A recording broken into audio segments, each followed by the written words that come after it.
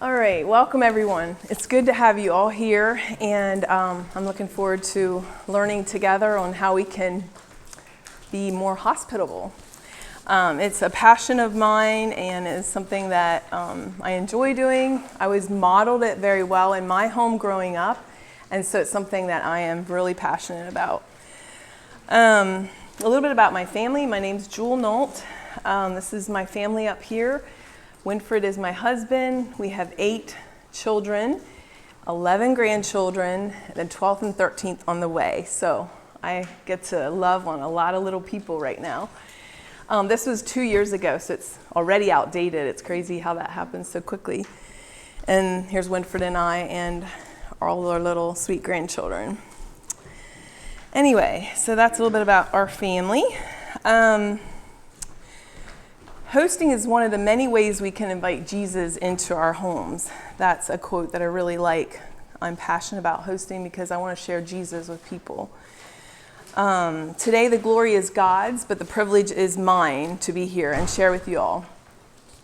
I invite your input as we go along. If you have anything that you want to share that you've learned along the way that we can all learn from, I would just raise your hand and let me know. I'd love to hear from all of you. And we have a full room today, so if you did not get a handout, see me afterwards. And we're going to have a door prize drawing. So if you don't have a little pink card, you can just write your name on a piece of paper and your phone number and put it in that basket as you're going out. And then one of you will get the hydrangea here, so you can pick which color you want.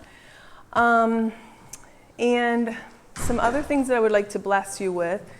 Our family sang for 10 years, the Nolt family, and we no longer do that. We have, other dynamics now with married ones and grandchildren and all that.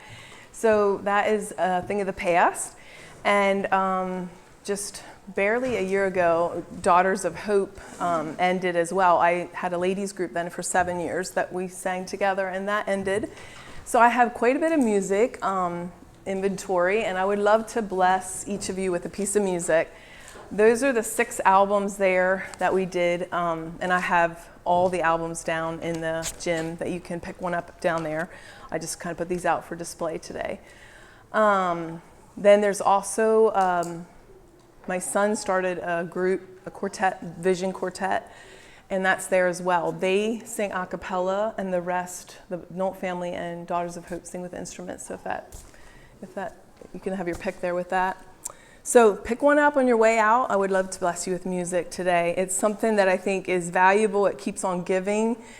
I play a lot of music in my home. It can go with hospitality, some soft music in the background when your guests come. And also, candles is something I really enjoy too. And I do this thing. Do you ever have like these really pretty jars that you finish burning and then you're like, I just don't want to throw that in the trash? And so what I do is I have a friend that fills them with soy wax and we can reuse them. So I have done that too. And the last session, I had a pretty big table full of them, but there's 3 left there. And then there's, I think, 3 down in the music table down in the gym that you can, if you don't want a CD, you can pick a candle and take it home with you. So that's my gift to you today. So, what is hospitality anyway? I looked it up, and it's the friendly and generous reception and entertainment of guests, visitors, and strangers. Hospitality is using what God has given to us to demonstrate His love for others.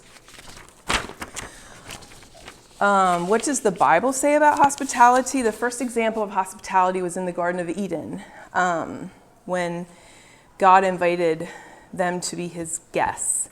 And the word hospitality is used 4 times in the New Testament, but the concept appears numerous times in both Testaments. In Luke 10:38-42, Martha works hard to welcome Jesus into her home. Her sister Mary of Bethany simply sits at His feet and listens. Both Martha and Mary serve, yet Mary understands the priority and necessity of choosing to abide with Christ. Sitting at the feet of Jesus prevents Mary's service from becoming distracted and unhealthy. Let's worry less about entertaining people in favor of meeting people where they are, making a place at the table, and opening our hearts. Hospitality isn't an art, it's a way of life. Why am I passionate about hospitality? It's because Jesus asked that of us. And I also feel like it was modeled well in my family growing up. So I had a dad that had a big heart and still does. And he would pick hitchhikers up. I know you can't do that today, it's not very safe. But he would do that, pick them up, bring them home, and my mother would be ready at a moment's notice to feed them. She always had stuff on hand, to give these hitchhikers or tramps. We lived on a farm, so the tramps would walk in the lane and ask for food, and it was back in the day when they did that. And my dad just was very passionate about people, and then mom as well, with her hosting and things. So I was modeled it, and it was all I knew. To be honest with you, I don't even remember living just our family. It was always we had somebody living with us. Either we had exchange students, or else somebody that was maybe troubled or needed some mentoring that would stay in our home. And so it was something that was normal for me, it's what I grew up with. So I think that's why I have a heart for people and hospitality, because it was modeled in my home, and I really appreciate that. There's so many blessings with opening your home up to people. In the class this morning, Jackie Keniston Hirschberger was in, some of you might know her, Denny's wife, and now Virgil's wife. Anyway, my family would have invited them the first 5 Christmases that they would have been in Pennsylvania. They came from Tennessee. And every Christmas, my family would invite them over because they didn't really know anybody, and they didn't know how to, their culture was so different from how we grew up. And so we invited them over, and it was such a blessing to learn to know their family. And now today, Jackie comes in the area, and I get to host her and her new husband, and all because my mom and dad opened their home to them, and it's just been a real blessing. There's another girl that came when she was 18 from Florida, Natalie Detweiler. I don't know if you know Detweiler's Fruit Market. She came and spent 2 years with our family. And I am blessed today to call her my sister. She dated and got married while at our house and worked for my dad. And it was just a real blessing to be able to have her a part of our lives. So just be there for people. It's just amazing who all you end up with. There's this guy from Africa, Victor, a black boy that came to spend some time with us, and he wanted to learn the chicken trade. I grew up in a chicken farm. And so he came and lived with us and ended up getting married, having a family, and they come to our family gatherings now, and that's really a blessing. Another girl came from Philly.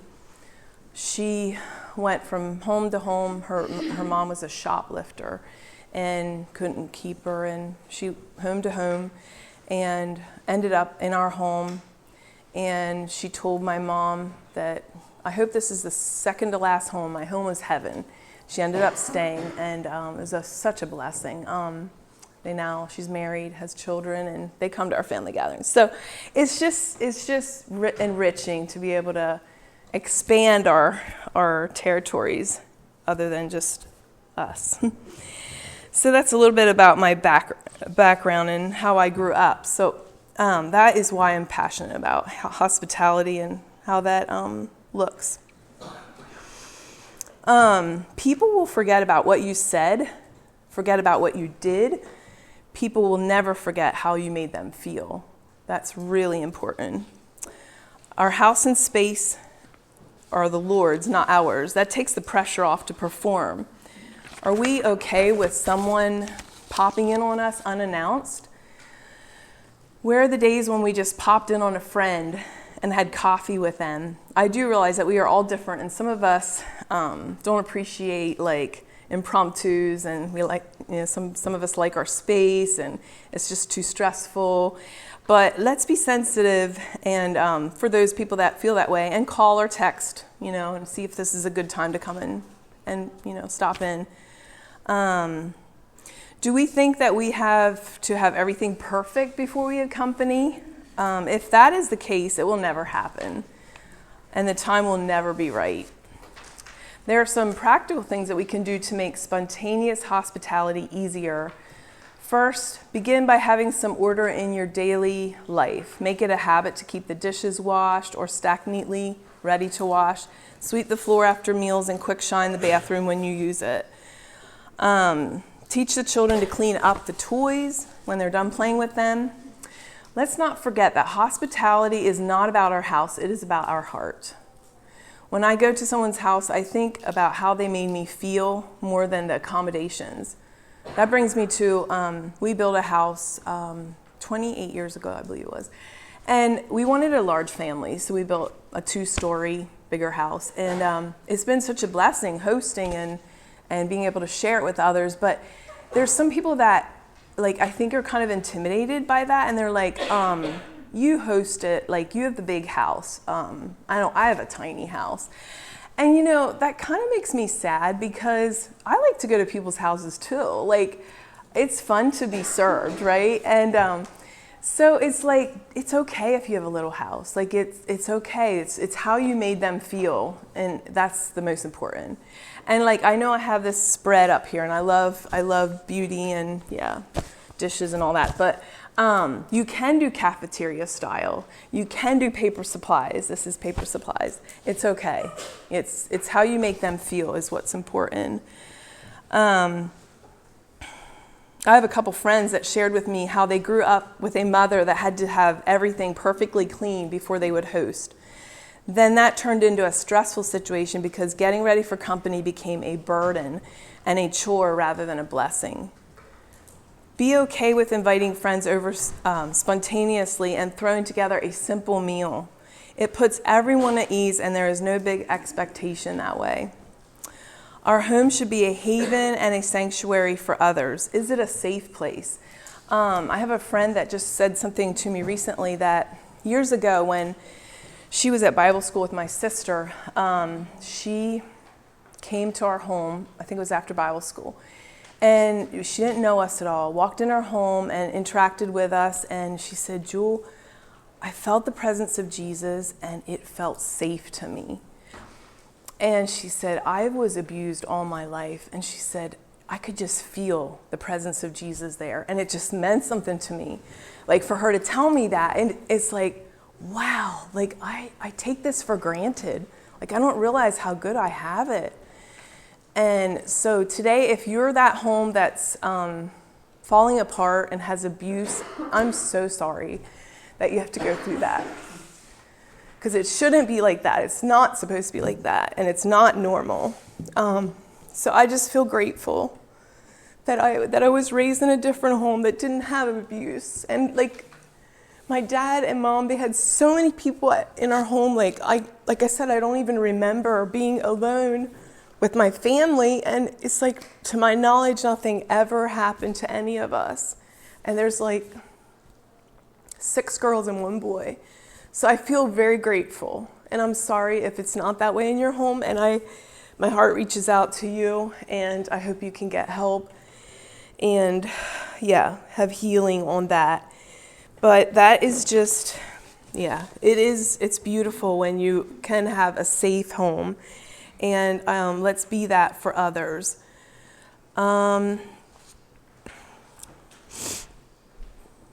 So our home should be, a haven and a sanctuary, and I just talked about that. Jesus, let's treat people like if it was Jesus walking into our door. Is our home a center or an outpost? How can we make life easier and more enjoyable for others? A busy mom of toddlers, take them a meal or offer to babysit for them. I remember when I had twins. These are the boys at the ends here. They're 19 now. When I had twins, I had people saying to me, if you ever need help, give me a call. Well, a mom of twins always needs help. So that isn't probably the best thing to say to somebody, because like they're not going to just call you and say, I need help. But instead, look for the needs around you and offer your assistance. It doesn't have to be anything big. You don't have to drop a full meal off. You could just take part of a meal. Offer to get them groceries, do laundry for them, or clean their house.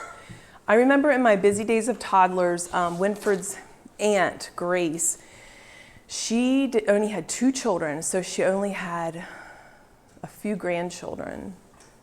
Yeah. And so she did not get to babysit much, and she loved children. So she would call me, like randomly call me and say, could I have your children for the day? And it just meant so much to me.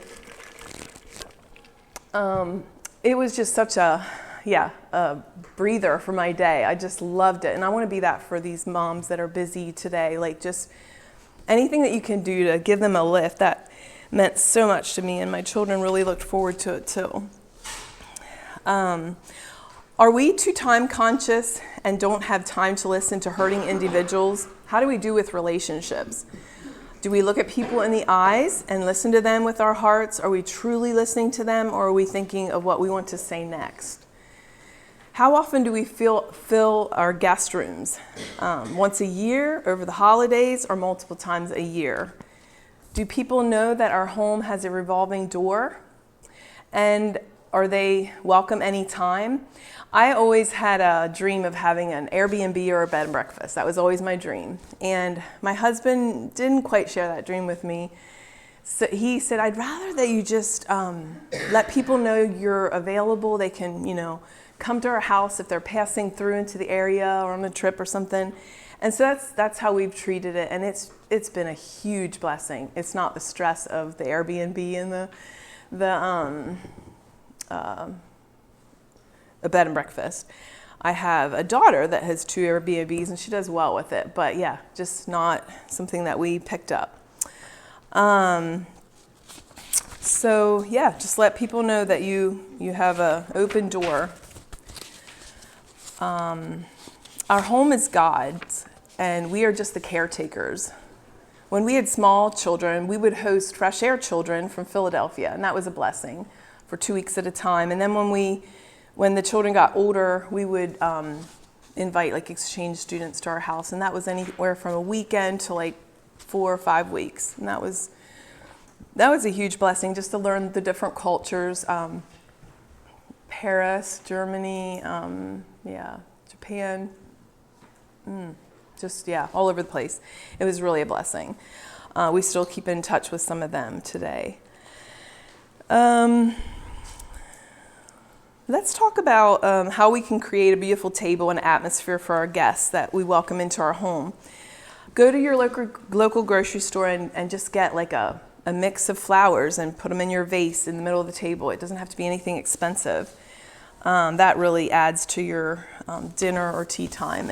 And I mentioned that I like candles. And just a small like appetizer. My favorite one is the crackers with the cream cheese and the red pepper jam. And then the punch. This is September Farm cheese with crackers. And then this is like a homemade stamped basket made out of paper and just with a candy in there. It's nice to give favors sometimes.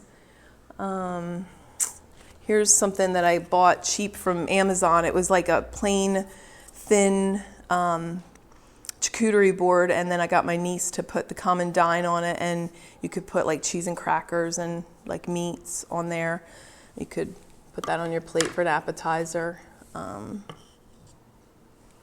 Another thing that's fun to do is conversation cards. I got these at Daily Grace Co., but they have them on Amazon as well.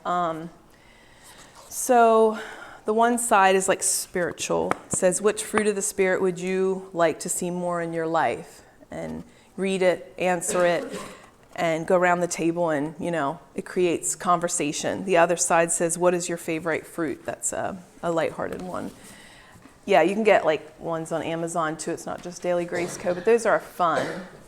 Another thing we like to do is blessings, like bless the person next to you. What do I appreciate about you? And just give them a word of blessing. Soft dinner music is something I enjoy. That just makes it nice for guests too.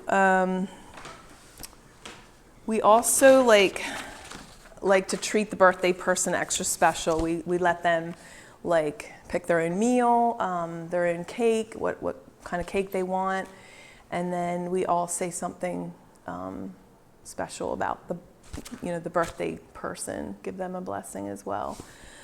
The Bible talks about giving words of blessings. In Numbers 6:24-26, it says, "The Lord bless you and keep you. The Lord make his face shine upon you and be gracious to you. The Lord turn his face towards you and give you peace." I want to speak words of love and grace that stay in their heads forever and influence the person they become. In the deepest recesses of our souls, we all long to live into what we were created to be. We want to be a part of something bigger than ourselves, to feel confident that we have worth or our lives have meaning. Let's deliberately set out to affirm both their inherent value to us, to God, and to the world, and the reality that God has a purpose for their lives. I have a close friend that worked his entire life like crazy trying to get recognition from his dad, to feel worth and to hear those words, "You're doing a great job and I notice your efforts." Thank you. He spent half his married life working his tail off and not always being there for his children.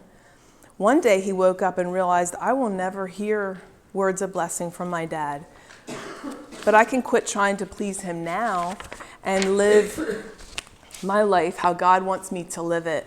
I can honor my dad and respect him, but I will never hear those words, 'Well done, son.' I will look forward to hearing that from my Abba Father." So this friend of mine is now spending time with his children and speaking words of blessing to them and making up for all the years of missing out on that segment of his life. It is beautiful to watch. It inspires me greatly. Our identity is in Christ, not people. Sometimes we plan for ministry, and sometimes it happens organically. Our family has a tradition of inviting our widower, and bachelor neighbors every Monday evening, and they're all in like their 70s. And they just look forward to coming and spending the evening with us. I always try and make a special meal. It's just once a week, and it don't always work out. Like sometimes we have plans. But it gives time to like interact with them. They're lonely. They don't have hardly any family. 2 out of the 3 do not go to church. So I feel like it can be like church for them. Like after we're done eating, we usually have like a little devotional, and then our sons will get their guitars out and we'll sing together. And it's just like, if they're not going to go to church, maybe we can bring the church to them, So that's another way we can reach out.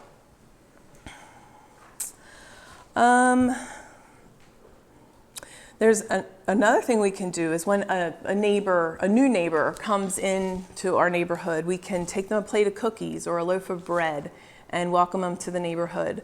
I like to do that, to learn to know my neighbors. There's a neighbor 2 houses down from me that they're kind of in the poor soul category, and I thought, well, I'm gonna see if I can bless them. They had like a troubled daughter, autistic grandson, and just, really, they seemed really sad. Anyway, I decided I'm going to start delivering food baskets to them from Blessings of Hope, and it's a food ministry in our area. And I started doing that, and they have these keep out posted signs all over their property, and they have their blinds pulled. It's pretty creepy. So I would like give them the box and leave again, but try and be nice and stuff. And then one day, they have like a lot of adults living around there. And one day one of the adults said to me, "We're trying to sell dogs. Do you want to come in the back of the house to see them? Do you want one?" And I was like, the way he looked at me, I was just like, this is creepy. I'm just feeling really uneasy about this. And I said, "No, thank you. I don't really want any dog right now." And so that was the last time I took anything to them. I just didn't trust it. And we hear a lot of gunshots, and the police come out a lot and stuff. So, be sensitive to the Holy Spirit with your neighbors. If it's not a safe place, then you might want to just stay away. But I gave it a fair try, and I just didn't feel comfortable anymore with that.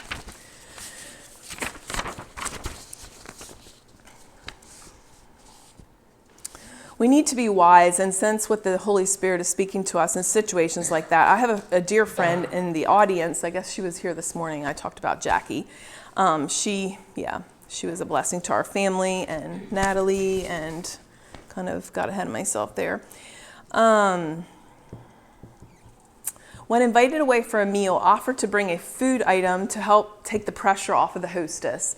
If she declines your offer, take her a small hostess gift. That's always a special blessing, I think, just to give them a little something for all the work that they did. But just, letting somebody bring a dish to help you out, because, we're all busy. My girls do really good at that when I have them home. You're cleaning your house and you're setting the table, and if they offer to bring a dish, it's nice. It helps. You don't have to make all the food. So that's something that we can do to make it easier for the hostess. Have some organized activities for them if they want to sit and listen to the adults, that's fine too. I'm talking about children. They can learn from listening as well. When you're a host family at church, remember to invite the visitors home with you. Don't fill your table up with church people and let the visitors, without an invitation. Hosting can just be such a blessing. The lasting effect of how we can reach others just by sharing our lives with them. Jesus didn't come to save our souls. He came to redeem every part of our life. He came to save our souls, not just to save our souls. He came to redeem every part of our lives. When we give our whole life to him, food, drink, work, play, body, spirit, and family, we glorify God by living into the beauty he meant for us. Jesus' ministry modeled this. He didn't just preach to the 5,000, he fed them. He conducted his everyday business amid the daily activities of life around people. It was always my goal that our home be a place that our children and their friends love to be. I want our walls to be a haven in a weary world, a place where people can come and know they will find love and laughter and perhaps some spare chocolate chip cookies. In the process, I hope they would also come to know Jesus. To my children especially, home was best. Even now in their adult years, their heartstrings are tied to home because it is a place where they know they are cared for and are known. A web of connection and love knits us together from the many fun times we've had, as well as from our sharing and growing faith. What recreation do you all find valuable that you can do with your family that is bonding? Maybe some of you like hiking, games, table games, whatever. For us, we have a hot tub. And so when we want to bond, we say, hey, who wants to go out to the hot tub? So we go out there and there's no phones and we just sit there and we chat, and it's just a real bonding time. My twins, one just came home from Uganda. He was there for 2 weeks with Gospel Express. And the other one is leaving on Monday for Bolivia. And he's going to be gone 5 weeks. And so just the other night before I came, I was like, let's do some hot tub time. I want to hear how y'all are feeling, with your missions trips. One just came back, one's leaving. And it was just good to hear their heart and hear where they're at with that. And they both just started dating. One was dating 8 months, and the other one just had his first date. So, yeah, just to connect with our children and hear where they're at, what they're struggling with, what they're excited about. It can be anything, whatever you guys enjoy. Take time in each busy day to stop and relax and either read to your children, listen to music, read your own book. It doesn't have to always be to your children. Take a nap, refresh your spirit.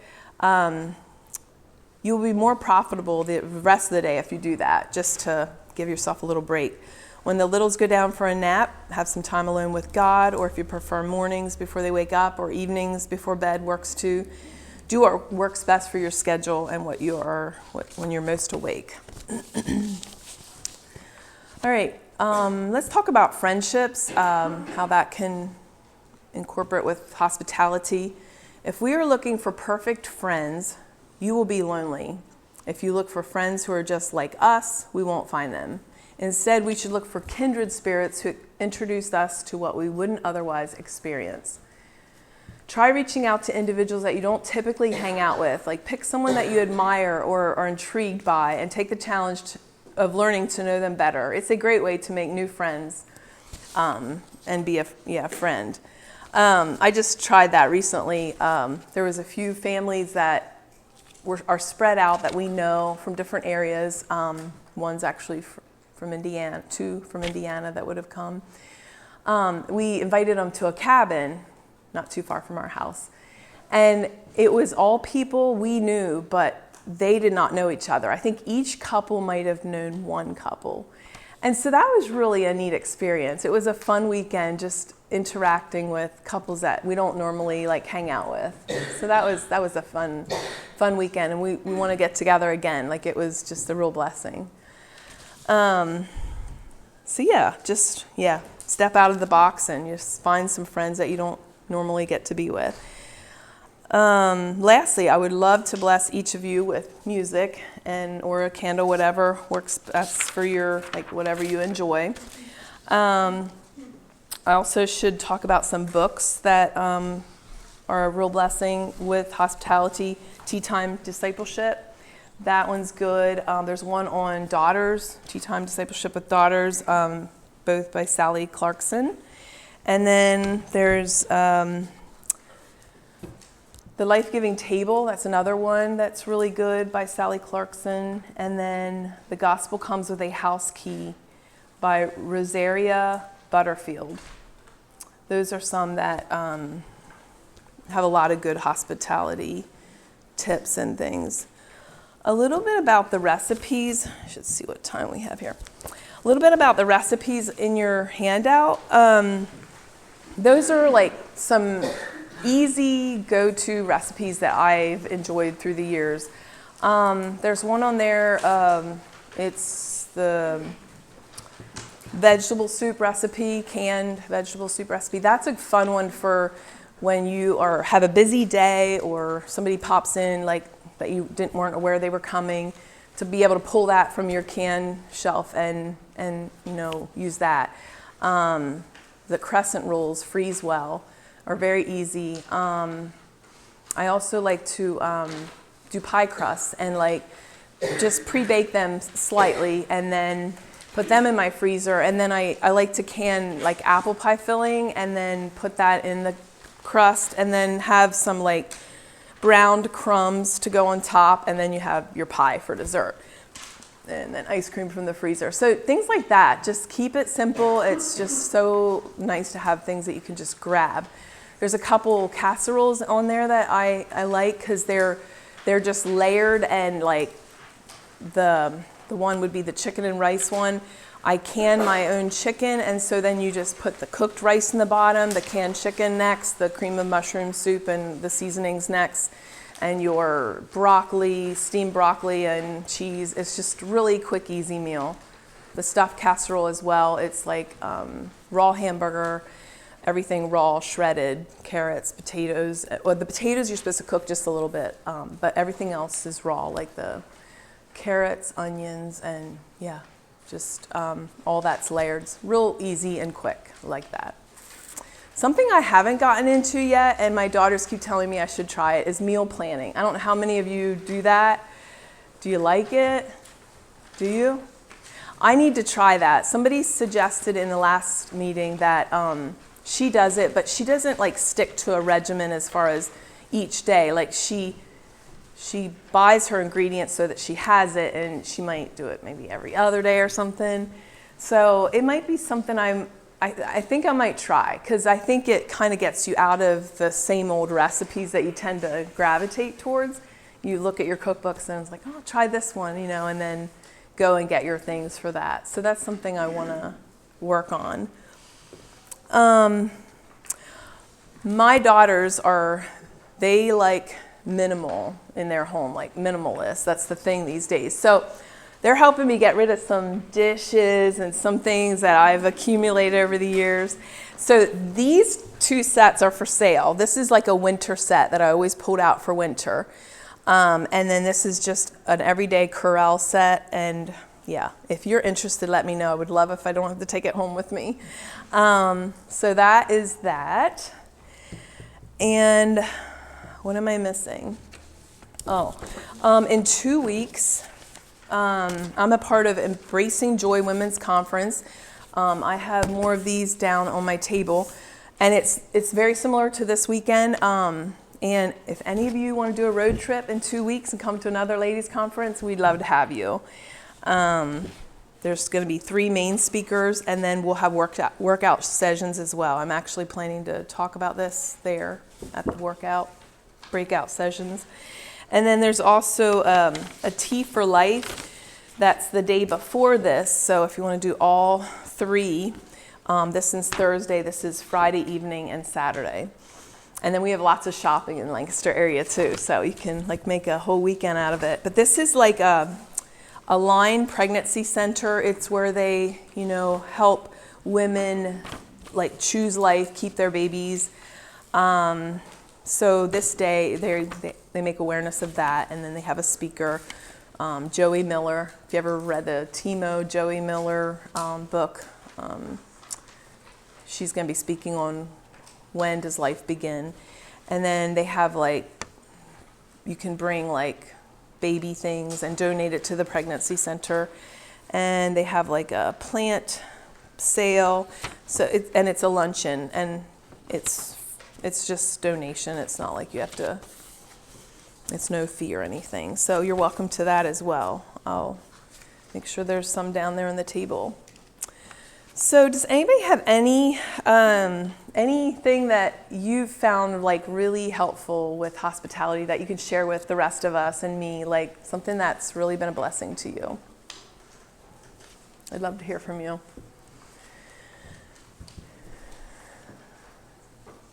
So I'll tell you a little story.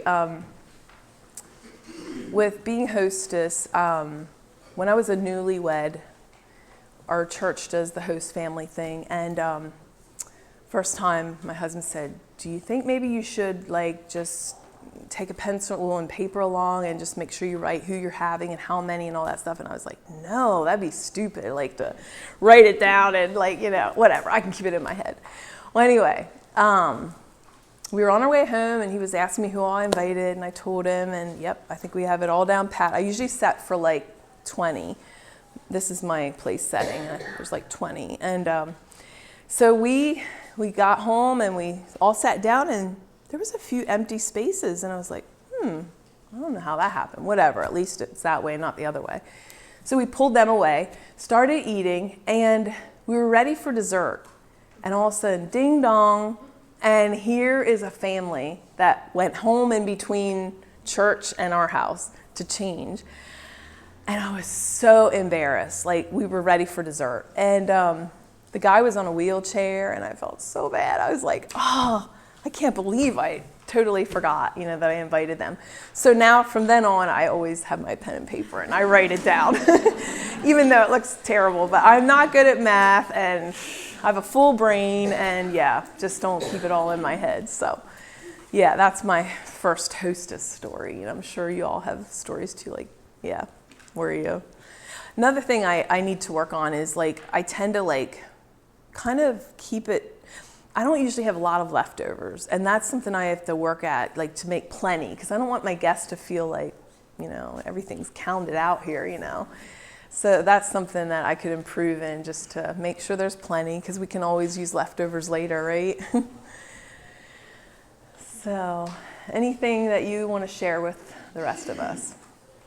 I think having, for practical hospitality, letting someone come in your home, having a go-to meal in your pantry. Something you can whip together so quickly. Or my mom growing up, I don't do as good at this. We always had baked goods frozen in the freezer. That's awesome. That's awesome. You're well, the dessert's taken care of. Yes, and you don't, and even bread freezes well. If you just have that in the freezer, it's so nice. Or we did a city church for a while, so it was on a dime. You had to, and I used instant mashed potatoes so many times. And and it's okay. It is just okay. Having something, it's more exactly not being flustered, inviting someone in, and I think the humility of if someone asks, I get instant. That's right. It makes them feel like they were more important than Exactly. I know when somebody shows up at our church that we're really good friends with, and I know there's a host family like on the schedule, but like they're my friends, right? And then I'll say to Winford, let's have them over. And he's like, what are we going to have? Because like oftentimes we just pull out leftovers or something for Sunday lunch. And I'm like, well, I have that soup that I can pull out or bread or whatever. I'll figure something out. Like it just means more to me to be able to like be there and be friends with them and have something simple than to say, no, you can't come because I'm not prepared, Tomato soup and toasted cheese sandwiches, just anything like that. That's okay, Just let them know that you care and that their friendship is important to you. Anybody else? When we had a number of young people in our home, I always tried to have hot dogs, bread, and ice cream in our freezer before That's good. pop-in visitors or Yeah. campfire.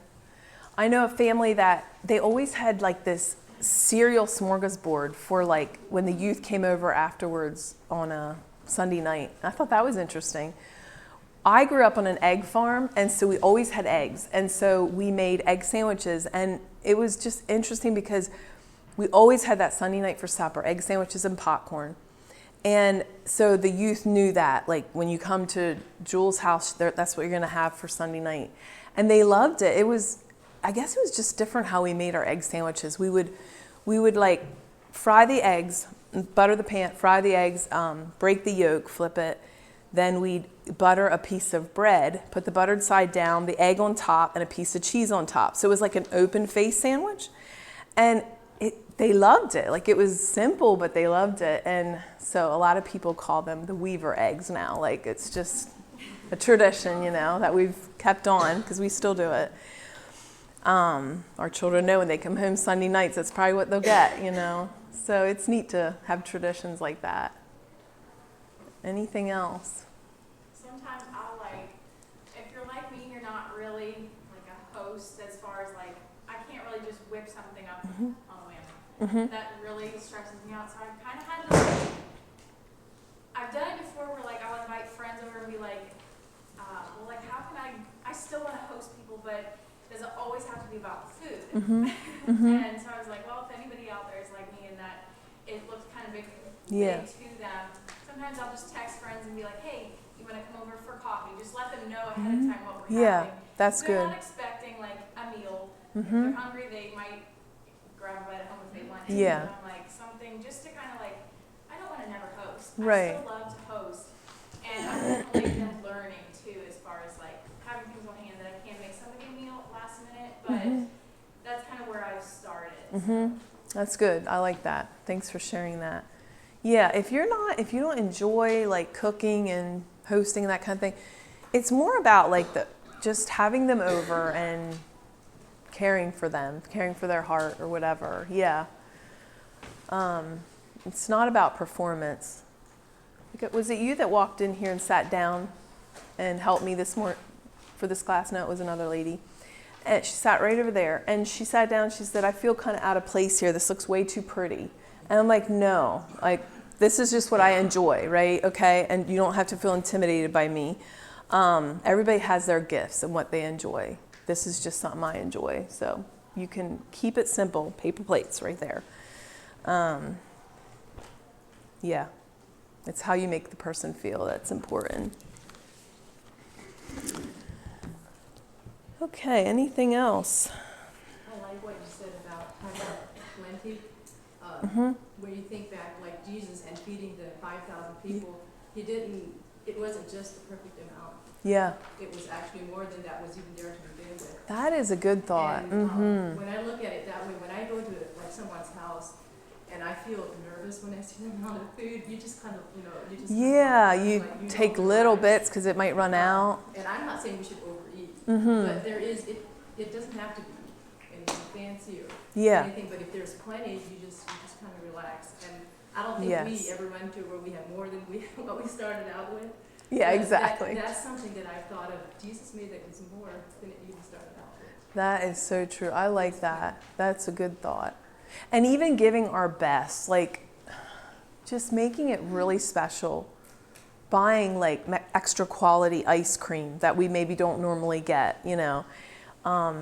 A meat that's a really special meat that maybe we don't normally eat, but you're treating your guests the best. That's something that I really want to do because I know that that makes me feel special when I go to somebody's house. Yes?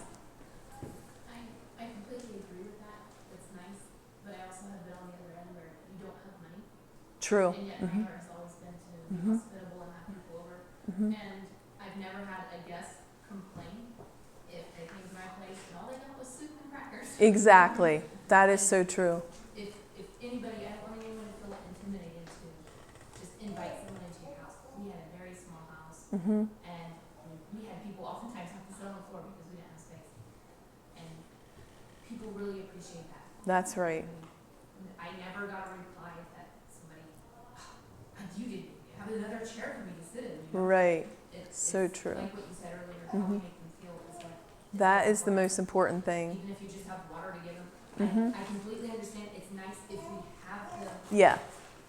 The funds or whatever to do that. Yeah.